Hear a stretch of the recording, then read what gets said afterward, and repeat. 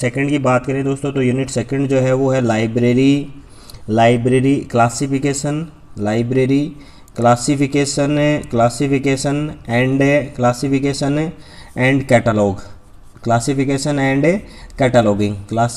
And cataloguing क्या है, unit number second है। इसमें है क्या उसकी चर्चा करेंगे दोस्तों। साथ ही इस यूनिट का जो हवा बना रखा है उसको हमने पहले भी आपको बताया था कि यूट्यूब के माध्यम से बताया था कि इसका केवल एक बस सबसे बड़ा लॉजिक यही है कि हाँ सेकंड हार्ट है, प्रैक्टिकल है, ये है वो है। बल्कि आप ही समझो यूजीसी नेट में भी जो प्रश्न आएंगे ना वो सीधे सीधे यहाँ से प्रश्न आएंगे। तो आप ही समझो जब नेट में इसके प्रश्न सीधे सीधे पूछे जा रहे हैं तो फिर लाइब्रेरी ग्रेड थर्ड में तो इससे कोई जटिल बात पूछी जानी ही नहीं चाहिए। इसको आप हिंदी में बांटो दोस्तों तो ये है पुस्तकालय सूचीकरण, पुस्तकालय पहले तो नाम लेंगे वर्गीकरण, पुस्तकालय वर्गीकरण एवं सूचीकरण, पुस्तकालय वर्गीकरण एवं सूचीकरण, पुस्तकालय वर्गीकरण और सूचीकरण है। अब दो ही पड़ाव आपको याद रखने हैं। इसमें अगर कोई चीज़ आपको याद रखनी है तो दो ही चीज़ें याद रखनी है। देखो पहली जो याद रखनी है वो है वर्गीकरण और दूसरी जो आपको याद रखनी है दोस्तों वो है सूचीकरण। यानी एक को आपको याद रखना है वर्गीकरण का पार्ट और दूसरा आपको याद रखना है किसका भाई, सूचीकरण का। अब ये दोनों चीज़ें अगर आपको भली भांति समझ में आने लग गई दोस्तों तो यूँ समझ लीजिएगा कि यूनिट सेकंड में कोई भी चीज़ क्या नहीं है, हार्ड नहीं है। देखो सबसे पहले तो अपन बात कर लेते हैं यहाँ पर पुस्तकालय के दो हथियार, पुस्तकालय के दो हथियार, पुस्तकालय के दो हथियार। अब दो हथियार कौन से हैं तो आप याद रखेंगे ये दो हथियार जो हैं ये पहला तो है क्लासिफिकेशन और दूसरा जो है दोस्तों वो है क्या है, कैटलॉगिंग। यानी क्लासिफिकेशन और कैटलॉगिंग यानी वर्गीकरण और सूचीकरण ही पुस्तकालय के क्या माने जाते हैं, दो हथियार माने जाते हैं। तो सबसे पहला काम तो आपको ये याद रखना है क्लासिफिकेशन क्या होता है, कैटलॉगिंग क्या होता है। इन सब की अपन क्या करेंगे यूनिट सेकंड में क्या करेंगे भाई, चर्चा करेंगे।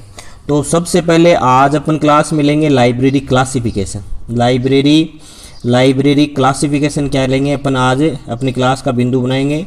और लाइब्रेरी क्लासिफिकेशन से अपन क्या करेंगे, खूब सारी बातें शामिल करेंगे। सबसे पहले तो देखो आज की अपनी क्लास में बात करेंगे दोस्तों लाइब्रेरी क्लासिफिकेशन यानी हिंदी में बोले तो पुस्तकालय वर्गीकरण। अब देखो बात करेंगे ये क्लासिफिकेशन जो शब्द है ये किस भाषा के किस शब्द से बना है, इसका शाब्दिक अर्थ क्या होता है, ये छोटी छोटी बातें जो है वो आज अपनी इस क्लास में क्या करेंगे, शामिल करेंगे। तो सबसे पहले तो देखो ये क्लासिफिकेशन शब्द जो है ये लैटिन भाषा के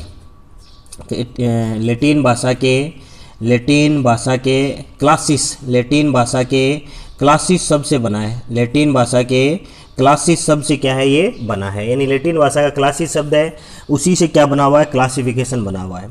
बात करेंगे दोस्तों इस शब्द का शाब्दिक अर्थ क्या होता है तो इस क्लासिस का शाब्दिक अर्थ जो है वो आप बात करेंगे तो या तो भेद या फिर दूसरी बात करें दोस्तों तो इसका शाब्दिक अर्थ जो है वो क्या होता है, वर्ग होता है। यानी वर्ग या भेद इसका क्या होता है भाई, शाब्दिक अर्थ होता है।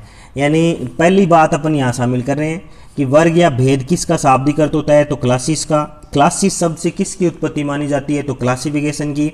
ये क्लासिस शब्द कौन सी भाषा का है तो आप याद रखेंगे ये कौन सी भाषा का है, लैटिन भाषा का है। यानी एक पड़ाव अपना यहाँ क्या हो गया, कंप्लीट हो गया, पूर्ण हो गया।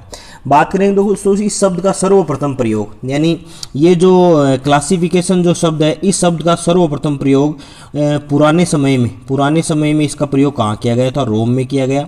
अब रोम में देखो इसका समय में प्रयोग तो किया गया लेकिन इसका स्वरूप जो था वो दो रूपों में था। एक तो था संपत्ति के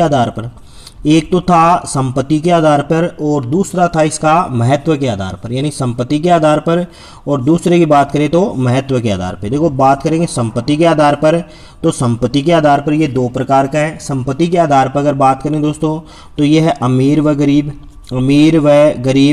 और बात करें दोस्तों महत्व के आधार पर तो महत्व के आधार पर भी आप याद रखिएगा, महत्व के आधार पर है स्वामी और दास।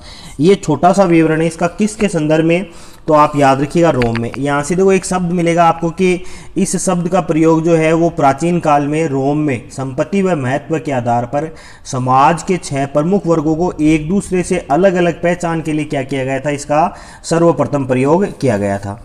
यानी आप यूँ समझ लो इन दोनों शब्दों से मान लीजिए या संपत्ति या महत्व के आधार से मान लीजिए। यहाँ पर अगर आप बात करें वर्गीकरण के अर्थ की यहाँ पर अपन बात करें वर्गीकरण के अर्थ की, तो आप उसको यूँ समझो कि वर्ग करना, वर्ग करना, वर्ग करना। अब वर्ग करने से क्या तात्पर्य, यहाँ पर देखो, यहाँ पर सीधा सा तात्पर्य है कि हमारे लिए वस्तुओं का एक ऐसा समूह है, हमारे लिए वस्तुओं का एक ऐसा समूह है जो उसकी गुण व विशेषता के आधार पर उनको क्या करता हो, एक दूसरे से अलग करता हो। यानी गुण और विशेषता के आधार पर एक दूसरे से उनको क्या कर देता हो भाई, अलग अलग कर देता हो। सामान्य अर्थों में क्या कहलाता है, वर्गीकरण कहलाता है। दोस्तों यहाँ से अपन एक दो छोटी छोटी परिभाषा भी शामिल करेंगे। यहाँ पर देखो एक समान परिभाषा है जिसके लिए नाम लिखा रहेगा ईसी रिचर्डसन और ऋषि रिचर्डसन के अलावा बात करें दोस्तों तो मार्गेट मान दोनों ने क्या एक समान परिभाषा दी है। और क्या परिभाषा है उसकी अपन यहाँ चर्चा कर लेते हैं। देखो इन दोनों ने कहा है कि वस्तुओं या पदार्थों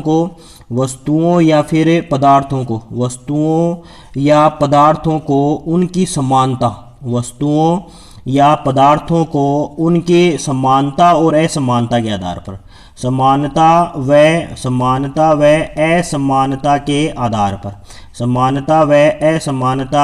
के आधार पर अलग अलग करना ही क्या कहलाता है, समानता व असमानता के आधार पर अलग अलग करना ही क्या कहलाता है भाई, वर्गीकरण कहलाता है। अलग अलग करना ही क्या कहलाता है, वर्गीकरण कहलाता है। यानी पहला विवरण अपन यहाँ क्या कर सकते हैं, इसे शामिल कर सकते हैं। यानी एक परिभाषा जो ईसी रिचर्डसन और मार्गेट मान दोनों के संदर्भ में बताई गई है कि पदार्थों या वस्तुओं को उनकी समानता व असमानता के आधार पर अलग अलग करना ही क्या कहलाता है, वर्गीकरण कहलाता है। इसी श्रृंखला में दोस्तों दूसरी परिभाषा भी अपन लेंगे, डब्ल्यू.सी. बेयरबिक शेयर्स की परिभाषा लेंगे। डब्ल्यू.सी. बेयरबिक शेयर्स की परिभाषा भी अपन क्या करेंगे, यहाँ शामिल करेंगे, शेयर्स की परिभाषा शामिल करेंगे। ये कहते हैं कि पुस्तकों को फलकों पर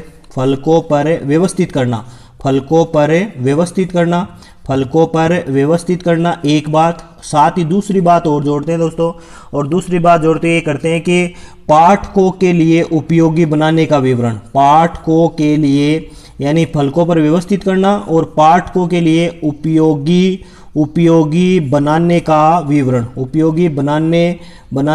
विवरण क्या कहलाता है, उपयोगी बनाने का विवरण जो है वो अब बात करें तो वर्गीकरण कहलाता है। ऐसी परिभाषा कौन देता है दोस्तों, तो ऐसी परिभाषा डब्ल्यू.सी. बेयरबिक शेयर्स महोदय क्या देते हैं, ऐसी परिभाषा देते हैं। साथ ही दोस्तों बात करेंगे अपन यहाँ पर एक और परिभाषा डॉक्टर एस.आर. रंगानाथन की। आधुनिक भारतीय पुस्तकालय विज्ञान के जनक डॉक्टर एस.आर. रंगानाथन भी इसके बारे में एक संदर्भ कहते हैं। वो क्या कहते हैं तो उसकी भी अपन यहाँ चर्चा कर लेते हैं। तो सबसे पहले आप याद रखिएगा डॉक्टर एस.आर. रंगानाथन के लिए, यानी ये कहते हैं कि पुस्तक के विशिष्ट विषय के नाम को, पुस्तक के विशिष्ट विषय के नाम को अधिमान्य कृत्रिम भाषा में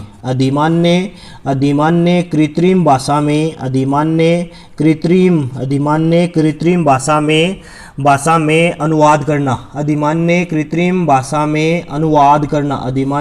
भाषा में अनुवाद करना ही क्या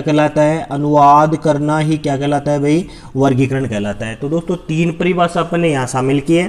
पहली परिभाषा अपन ने शामिल की ईसी रिचर्डसन की या मार्गेट मान की, दूसरी परिभाषा डब्ल्यू.सी. बेयरबिक शेयर्स की, और तीसरी की बात करें तो डॉक्टर एस.आर. रंगानाथन की। तीनों परिभाषाएं दोस्तों यहाँ पर किसके संदर्भ को इंडिकेट करती हैं, तो वर्गीकरण के संदर्भ को प्रदर्शित करती हैं। साथ ही दोस्तों यहाँ पर एक अपन शामिल करेंगे हेनरी ई. ब्लिस को भी शामिल करेंगे। हेनरी ई. ब्लिस जो जिनका नाम है बिब्लियोग्राफिक क्लासिफिकेशन से भी जुड़ा हुआ है दोस्तों, इनका भी संदर्भ लेंगे कि इन्होंने क्लासिफिकेशन के विकास को तीन अवस्थाओं में शामिल किया है। क्लासिफिकेशन के विकास को तीन अवस्थाओं में क्या किया है भाई, तीन अवस्थाओं में शामिल किया है। क्या उन्होंने इसके लिए नाम दिया, वो प्रथम अवस्था, द्वितीय अवस्था और तृतीय अवस्था, ऐसे क्या दिए हैं दोस्तों, नाम दिए हैं। यानी आप यूँ समझ लो कि सामान्य अर्थों में अगर बात करें अपन, तो वर्गीकरण से आप सीधा सीधा सा एक ही अर्थ बनाओ। देखो क्या अपन शामिल करें वर्गीकरण से, तो आप इनको यूँ शामिल करो कि पदार्थों को उनकी समानता और असमानता, पदार्थों को उनकी समानता व असमानता के आधार पर, समानता व असमानता के आधार पर, समानता व असमानता के आधार पर मानसिक रूप से, समानता व असमानता के आधार पर मानसिक रूप से अलग अलग करना, मानसिक रूप से अलग करना या अलग करना ही क्या कहलाता है, वर्गीकरण कहलाता है। यानी आप समझो इसका कोई ना कोई निश्चित क्या होता है, उद्देश्य होता है। यानी पदार्थों को उनकी समानता और असमानता के आधार पर मानसिक रूप से अलग अलग करना ही क्या कहलाता है भाई, वर्गीकरण कहलाता है। यानी सीधी सी बात है, और सीधा सीधा स्वरूप में इसका शामिल कर लेना कि इसका एक निश्चित उद्देश्य होता है, और इस निश्चित उद्देश्य हेतु ही इसको क्या किया जाता है, इसको अलग किया जाता है। बात करेंगे दोस्तों इसकी वर्गीकरण की आवश्यकता क्यों है, यानी आप ये समझो वर्गीकरण की आवश्यकता क्यों है। तो आप पहली लाइन में तो यही समझ लो कि पुस्तकालय का एक प्रमुख हथियार है, और हथियार है तो अब आप देख लो कि शायद इसकी इम्पोर्टेंस कितनी ज़्यादा होगी। यानी यूँ समझो कि इसकी आवश्यकता अत्यंत आवश्यकता है, और इस अत्यंत आवश्यकता के कौन से ऐसे कारण हैं जिनकी वजह से इसकी आवश्यकता महसूस की जाती है, तो वो अपन शामिल करेंगे। देखो इससे क्या होता है, एक तो विषय वस्तुओं को याद रखने में सहायता मिलती है। एक तो बात करें पहला बिंदु याद करें तो वो तो आपको याद रखना है, विषय वस्तुओं को याद रखने में क्या मिलती है, सहायता मिलती है या मदद मिलती है। साथ ही बात करें तो इसमें वस्तुओं का क्या होता है, आपसी संबंध, वस्तुओं का आपसी संबंध इससे पता चल जाता है। आपसी संबंध भी क्या हो जाता है, आसानी से हो जाता है। यानी आप इसका आपसी संबंध कौन सी पुस्तक किस विषय के साथ में जोड़े, ये बहुत ही भली भांति पता चल जाता है। साथ ही इसमें देखो पुस्तकों का चयन करने व उनके संग्रह को चयन व संग्रह में भी क्या होता है, ये आसान होता है। साथ ही देखो किन पुस्तकों को प्रत्याहरित करी जाए, यानी किन पुस्तकों का प्रत्याहरण किया जाए, ये भी क्या है, इसके लिए एक महत्वपूर्ण पड़ाव है। साथ ही देखो पाठक और कर्मचारियों के लिए भी इसमें क्या होती है, चौथा अगर बिंदु याद रखें तो आप याद रखिएगा, पाठकों व कर्मचारियों को भी इसमें क्या होती है, पुस्तकों के आदान प्रदान में आसानी होती है पहली बात तो। साथ ही पाठक कौन सी पुस्तक प्राप्त करना चाहते हैं, ये भी संदर्भ में भी क्या रहती है, आसानी रहती है। साथ ही एक पुस्तकालय में नई पुस्तकें कौन सी उपलब्ध हुई हैं, नई पुस्तकें कौन सी प्राप्त हुई हैं, और उन पुस्तकों को किस संग्रह में कहाँ पर स्थान दिया जाए, या किस विषय से संबंधित पुस्तकें हैं उनको किन के साथ में रखा जाए, ये सारा स्वरूप भी क्या है यहाँ पर शामिल किया जा सकता है। यानी किसकी वजह से किया जा सकता है, तो आप याद रखिएगा वर्गीकरण से। और वर्गीकरण हुआ तो भली भांति इन पुस्तकों का क्या हो जाएगा भाई, व्यवस्थापन हो जाएगा। दोस्तों बात करेंगे आगे की, और दो चार चीज़ें और जोड़ेंगे अपन, शामिल करेंगे। देखो यहाँ से आप इनको यूँ याद रखिएगा कि इसकी आवश्यकता तो है ही, और आवश्यकता के अनुसार इनका अगर व्यवस्थापन किया गया तो एक निर्धारित व्यवस्थापन का एक छोटा सा एक उदाहरण जो है वो मैं यहाँ पर क्या कर रहा हूँ, शामिल कर रहा हूँ। देखो कैसा उदाहरण है, तो वो पहले के वीडियो क्लासेज में भी हमने बताया था, आपने देखा होगा। आप ऐसे एक व्यवस्थापन बनाएंगे 1 4 5 7 और 1। अब देखो इनको आप शामिल करें इस तरीके से, कैसे शामिल करें, देखो 1, साथ ही बात करें तो 4 के अलावा बात करें तो 5, साथ ही अगर बात करें दोस्तों तो आगे यहाँ पर 7, और 7 के अलावा बात करें तो यहाँ पर क्या है, 1 है। अब देखो सबका संदर्भ बनाते हैं दोस्तों, किसका क्या है।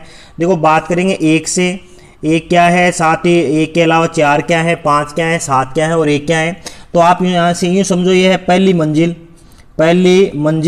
और पहली मंजिल के अलावा बात करें दोस्तों तो ये है पहली मंजिल, और पहली मंजिल का ये है चौथा कमरा। पहली मंजिल का ये क्या है, चौथा कमरा, यानी पहली मंजिल चौथा कमरा। और चौथे कमरे के अलावा बात करें दोस्तों तो पांचवी अलमारी, और पांचवी अलमारी के अलावा बात करें दोस्तों तो पांचवी अलमारी के बाद में सातवां फलक, और सातवें फलक की पहली पुस्तक, सातवें फलक की पहली पुस्तक यानी अगर मान लीजिए इसका व्यवस्थापन भली भांति किया हो और यहाँ पर प्रदर्शित किया गया हो कि ये पहली पुस्तक मान लीजिए रामायण है, तो एक सीधे क्रम में उस पुस्तक के साथ में उसके कैटलॉग कार्ड के साथ में इस तरीके का व्यवस्थापन कर दिया जाएगा, जिसे आसानी से क्या होगी, पाठक को तो आसानी होगी, साथ ही पुस्तकालय कर्मचारी भी क्या करेंगे, पुस्तकों का व्यवस्थापन, उनका जो पाठकों के साथ में लेन देन जो है वो भली भांति करने में क्या होंगे, सहायक होंगे। और ऐसा केवल और केवल किस चीज़ से किया जा सकता है, तो आप याद रखिएगा ऐसा केवल क्लासिफिकेशन के माध्यम से किया जा सकता है। साथ ही दोस्तों बात कर लें अगर वर्गीकरण के उद्देश्यों की, तो वो भी यहाँ पर शामिल कर लेते हैं। देखो वर्गीकरण के उद्देश्य क्या है, तो उद्देश्य में देखो सबसे पहली तो एक बात तो यही पता चल जाती है कि कौन सी पुस्तक का उपयोग ज़्यादा हो रहा है और कौन सी पुस्तक का उपयोग कम हो रहा है। यानी सबसे पहले अगर बात करें तो ग्रंथों की दुर्बलता व सबलता का पता चलता है, दुर्बलता व सबलता का क्या हो जाता है, पता चल जाता है एक बात। और बात करें दोस्तों तो पाठ्य के समय की बचत हो जाती है, यानी किसकी बचत हो जाती है भाई, समय की बचत हो जाती है। अब पाठ्य के समय की बचत कैसे, देखो वो ग्रंथों को खोजने में जो समय व्यतीत करता है उसमें क्या होती है, बचत हो जाती है। साथ ही चयन करने में सहायता मिलती है, ग्रंथों के चयन में सहायता मिलती है। और बात करें तो सम्मान ग्रंथों को एक स्थान पर, यानी जो एक जैसी विषय वस्तु के ग्रंथ हैं, एक जैसी विषय वस्तु के जो ग्रंथ हैं उनको एक सम्मान स्थान पर क्या किया जा सकता है, एकत्रित किया जा सकता है। तो ये सारी चीज़ें जो है, ये जो सारी चीज़ें हैं वो किसकी सहायता से हो रही हैं, तो वो वर्गीकरण की सहायता से हो रही हैं। साथ ही उनको एक स्थान पर एकत्रित करना ही क्या है, देखो ग्रंथों की सबलता दुर्बलता का पता, समय की बचत, ग्रंथों के चयन में सहायता और विषय वस्तु और सम्मान स्थान पर एकत्रित करने का भाव जो है वही क्या होता है, वर्गीकरण का प्रमुख उद्देश्य होता है। साथ ही दोस्तों यहाँ से बात करें तो डॉक्टर एस.आर. रंगानाथन ने भी इसके संदर्भ में कुछ एक उद्देश्य निर्धारित किए हैं। जैसे सबसे पहले उन्होंने उद्देश्य निर्धारित किया कि नवीन ग्रंथों की प्राप्ति, यानी सबसे पहली बात करें तो वो है नवीन ग्रंथों की प्राप्ति पर उसे संबंधित विषय के साथ में क्या करना, व्यवस्थित करना। ये केवल और केवल किसका उद्देश्य है, तो वर्गीकरण का उद्देश्य है। साथ ही दूसरा जो है वो है कि पाठक के द्वारा पुस्तक के लौटाने पर उसे पुनः क्या करना, यथास्थान पर व्यवस्थित करने में सहायता, और पुनः यथास्थान पर व्यवस्थित करना भी किसका उद्देश्य है भाई, वर्गीकरण का उद्देश्य है। ऐसा कौन बताता है, तो ऐसा डॉक्टर एस.आर. रंगानाथन बताते हैं। साथ ही बात करें देखो कि पुस्तकालय में पाठक के द्वारा, यानी पुस्तकालय में उपलब्ध किसी भी ग्रंथ की पाठक द्वारा मांग किए जाने पर पाठक के द्वारा मांग की जाने पर उसे क्या करना, यथाशीघ्र या निश्चित समय में क्या किया जाता है, उसे निर्धारित स्थान तक क्या करना, पहुंचाना भी किसका उद्देश्य है, तो वो भी वर्गीकरण का उद्देश्य है। साथ ही नवीन विषय की प्राप्ति पर उसे संबंधित विषय के साथ में क्या करना भाई, संबंधित विषय के साथ में जोड़ना या फिर उसको क्या करना, व्यवस्थित करना या फिर रखना, ये भी किसका महत्वपूर्ण उद्देश्य है, तो ये भी किसका महत्वपूर्ण उद्देश्य है, तो आपको याद रखना वर्गीकरण का महत्वपूर्ण उद्देश्य है। ये चारों उद्देश्य कौन बताता है दोस्तों, तो आप याद रखना है ये चारों उद्देश्य जो है वो डॉक्टर एस.आर. रंगानाथन जो है दोस्तों, ये चारों उद्देश्य क्या करते हैं भाई, बताते हैं। साथ ही अपन यहाँ शामिल करेंगे दोस्तों वर्गीकरण के प्रकार की, तो आप सीधी भाषा में याद करेंगे। देखो वर्गीकरण के प्रकार, तो आप याद रखिएगा वर्गीकरण मूलतः 3 प्रकार हैं, और 3 प्रकार में बात करें तो देखो सबसे पहला तो है सामान्य वर्गीकरण। अब देखो सामान्य वर्गीकरण के अलावा और बात करें दोस्तों तो दूसरा जो इम्पोर्टेंट वर्गीकरण बचेगा वो बन जाएगा ज्ञान वर्गीकरण। और तीसरे की बात करें दोस्तों तो वो बन जाएगा पुस्तकालय वर्गीकरण। यानी पहला है सामान्य वर्गीकरण, दूसरा है ज्ञान वर्गीकरण और तीसरा है पुस्तकालय वर्गीकरण। यानी बात करें दोस्तों सामान्य वर्गीकरण, तो आप यूँ समझो ये बिना उद्देश्य का वर्गीकरण है। व्यक्ति अपने मन के अनुसार या अपनी मानसिक स्थिति के अनुसार जिन चीज़ों का क्या कर लेता है, अपने दिमाग में मानसिक रूप से क्या कर लेता है, दिमाग में उनका व्यवस्थापन कर लेता है, या मानसिक रूप से उन वस्तुओं को अलग अलग कर लेता है। जैसे मनुष्य मान लो कभी कभार किसी बाग बगीचे में, गार्डन में या प्रकृति के बीच में जब भी वो जाता है तो वहाँ पर पेड़ पौधे, पशु पक्षी या विभिन्न प्रकार के जो भी उसे दृश्य दिखाई पड़ते हैं उनका वो व्यवस्थापन जो है वो अपने अनुसार क्या कर लेता है, स्वयं कर लेता है। तो वही वर्गीकरण क्या है, सामान्य वर्गीकरण है। यानी बिना उद्देश्य के वर्गीकरण की से क्या दी जाती है भाई, बिना उद्देश्य या यूं समझ लो एक छोटा सा कि जिसका अपने मानसिक स्तर पर क्या किया जा सके, वर्गीकरण किया जा सके, यानी बिना उद्देश्य या मानसिक स्तर पर किया जाने वाला वर्गीकरण जो है वो क्या है, सामान्य वर्गीकरण है। साथ ही दोस्तों यहाँ से बात कर लेते हैं ज्ञान वर्गीकरण। तो ज्ञान जगत के समस्त विषयों का अध्ययन करके, ज्ञान जगत के समस्त विषयों का अध्ययन करके, समस्त विषयों का अध्ययन करना या फिर अध्ययन करके उनको एक दूसरे से अलग अलग भागों में क्या करना, बांटना, वही क्या कहलाता है भाई, ज्ञान वर्गीकरण कहलाता है। यहाँ दो प्रश्न आ सकते हैं दोस्तों। एक तो आ सकता है ज्ञान वर्गीकरण का जनक, ज्ञान वर्गीकरण का जनक। तो आपको याद रखना है ज्ञान वर्गीकरण का जनक तो कौन है, तो आपको याद रखना है ज्ञान वर्गीकरण का जनक तो है अरस्तु। ज्ञान वर्गीकरण का जनक तो है कौन भाई, अरस्तु। और दूसरा प्रश्न आ जाए मान लीजिए दोस्तों पुस्तकालय वर्गीकरण, तो आप वहां पर पुस्तकालय वर्गीकरण से भी याद रखिएगा, पुस्तकालय वर्गीकरण का जनक जो है वो है कौन भाई, मेल्विन डेवी। यानी ज्ञान वर्गीकरण का जनक और दूसरा पुस्तकालय वर्गीकरण का जनक। तो ज्ञान वर्गीकरण का जनक तो अरस्तु और पुस्तकालय वर्गीकरण का जनक कौन है भाई, मेल्विन डेवी है। ये संदर्भ आपको जरूर यहाँ से क्या रखना है, याद रखना है। साथ ही दोस्तों तीसरा इसका पड़ाव बनता है वो बनता है पुस्तकालय वर्गीकरण। तो पुस्तकालय वर्गीकरण को भी आप भली भांति याद रखिएगा। देखो पुस्तकालय में क्या होती है, विभिन्न प्रकार की पाठ्य सामग्री उपलब्ध होती है। पुस्तकालय में क्या होती है, विभिन्न प्रकार की पाठ्य सामग्री उपलब्ध रहती है और ये पाठ्य सामग्री जो है वो मुद्रित या हस्तलिखित